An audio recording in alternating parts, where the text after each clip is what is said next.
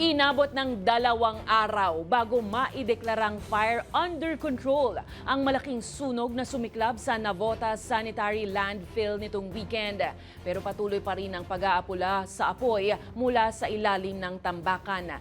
Apektado naman ang mga kalapit na residente sa matinding usok at masangsang na amoy mula sa naglalagablab na landfill. Ang balitang A to Z ni Kim Salinas.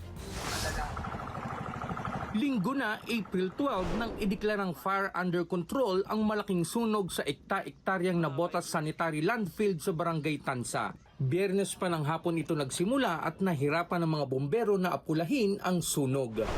Mainit po kasi, di ba? Mainit po, maraming plastic po dyan, may mga oxygen.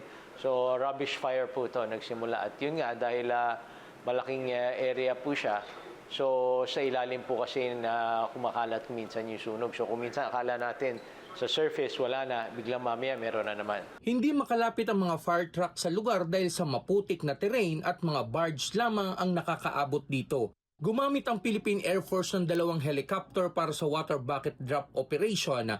Tiniyak ng local government na walang mga residenteng direktang naapektuhan dahil mahigit 2.6 kilometro ang layo ng landfill sa residential area. Pero ayon sa mga resident, malaking perwisyo ang usok. Makono sa ilong, yung hangin niya, siyempre masisingot namin, hindi maganda ang amoy.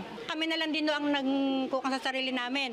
Katulad nung naglalagay kami ng mask, yun lang ho, para pinaka-protection. Kasi hindi ho ganong yan, tuloy yan, naaamoy nyo. Nilinaw naman ng alkalde na ang nasabing landfill ay hindi pag-aari ng lokal na pamahalaan at sarado na ito mula pa noong Agosto 2025 matapos abandonahin ng operator nito. Noong March ay kinonfirm nga nung kumpanya na inabandon na po nila dahil nagkaroon po ng kasuhan po to sa isa pang private company. PhilEco po, yung nag-operate po niya ng dating may-ari. Pero ngayon, nasa court case po yan.